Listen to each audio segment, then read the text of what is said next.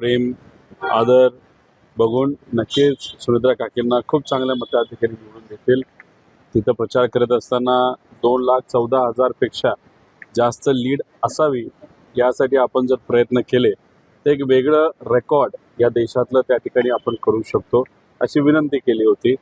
आणि तुम्ही जर बघितलं ज्या पद्धतीने त्यांनी प्रचार केला, लोकांनी सुद्धा स्वतःहून पुढाकार घेऊन ज्या पद्धतीने मतदान केलं, ते रेकॉर्ड जे या देशात महाराष्ट्राचं नव्हतं, महाराष्ट्राच्या बाहेरचं होतं, ते मताधिक्याचं रेकॉर्ड बारामतीकरांनी तोडून दाखवलेलं आहे. 2,18,000 का 19,000 अशा लीडली त्या निवडून तिथं आलेल्या आहेत.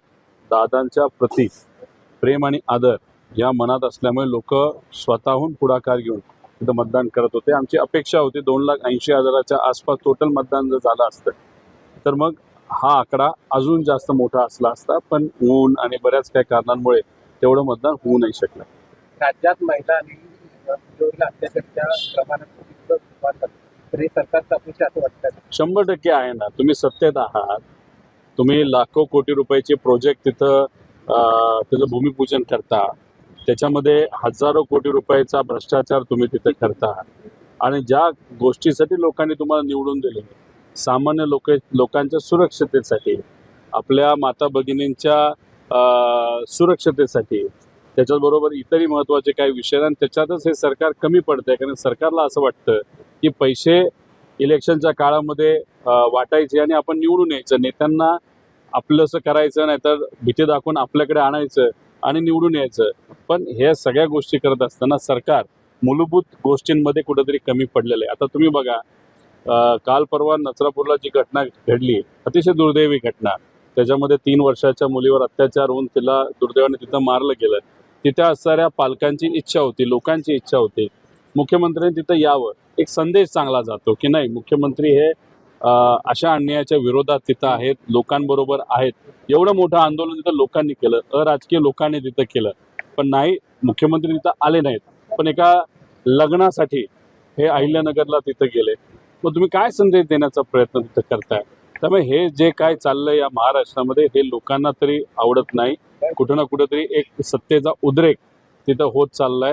पैसा आणि सत्तेचा वापर हा कुठं ना कुठेतरी नेते आणि फक्त पक्षासाठी केला जातो, पण ह्या दुर्दैव नुकसान सामान्य लोकांचं नक्कीच झालेलं आपण सगळे बघू शकतो. आता हे बघा, साध्यात साधी गोष्ट, आदरणीय दादा यांचा अपघात नाही तर घातपात झाल्यानंतर आमची इच्छा होती की दादांच्या विषयाच्या बाबतीत FIR या महाराष्ट्रामध्ये व्हावा. त्यासाठी आम्हाला संघर्ष करावा लागला. दुसऱ्या राज्यातून जाऊन आम्हाला FIR तिथं करावा लागला.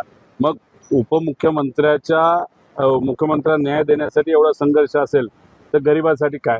त्यामुळे या सरकारमध्ये कुठेही काय मागणी केली तर सरकार तर त्या ठिकाणी कुठं काय मागण्या मान्य करत नाहीत, न्याय देत नाही.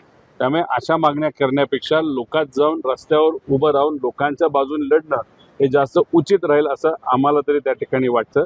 आणि येत्या काळामध्ये आम्ही तशाच पद्धतीने तिथं लढणार आहोत. 2029च्या निवडणुकीची चर्चा सुरू झालेली आहे. आता पोटनिवडणुकीचा निकाल लागलेला आहे बारामध्ये, मात्र पुन्हा 2021च्या निवडणुकीत देखील चर्चा सुरू झाली आहे. अजितदादांचा पक्ष हा भाजप बरोबर सत्तेत आहे. मांडीला मांडी लावून सत्तेची पद्धत त्यांनी घेतलेली आहे आणि त्या पद्धतीने ते काम करतात. आता तो विचार जर तुम्ही स्वीकारला असेल आणि आम्हाला तो विचार नको असल्यामुळे आज आम्ही विरोधात आहोत. आता उद्या जाऊन तुम्ही भाजप बरोबर राहणार असाल आणि भाजप बरोबर असताना तुम्ही युतीमध्ये जर तिथं पवार परिवारातला एखाद्या व्यक्तीला जो उभं करणार असेल तर आम्ही तर विरोधात आहोत. आमचा पक्ष तिथं विरोधात आहे. उद्या जाऊन आम्ही पवार हा उमेदवार देऊ का कुणी दुसरं हा वेगळा विषय, पण समजा पवार हा उमेदवार दिला आणि ते सत्तेत राहिले, आम्ही तर विरोधात आहोत.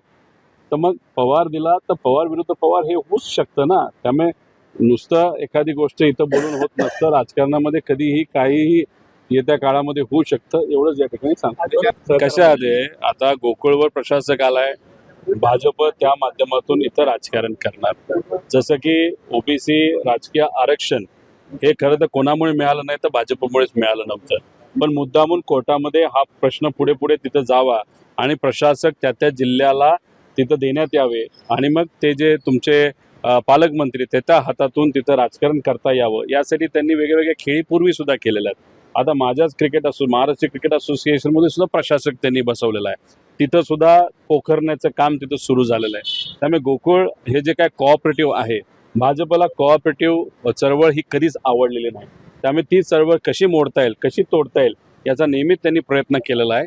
आणि आपल्या विचाराचे लोक सुद्धा मांडीला आता भाजपमध्ये जाऊन बसली आहेत आणि होला हो म्हणतात. त्यांना ज्यांनी तिथं राज्य केले पूर्वी, ज्यांनी सत्ता तिथं भोगली आहे, त्यांना विचारा की हे प्रशासक आणणं योग्य आहे का.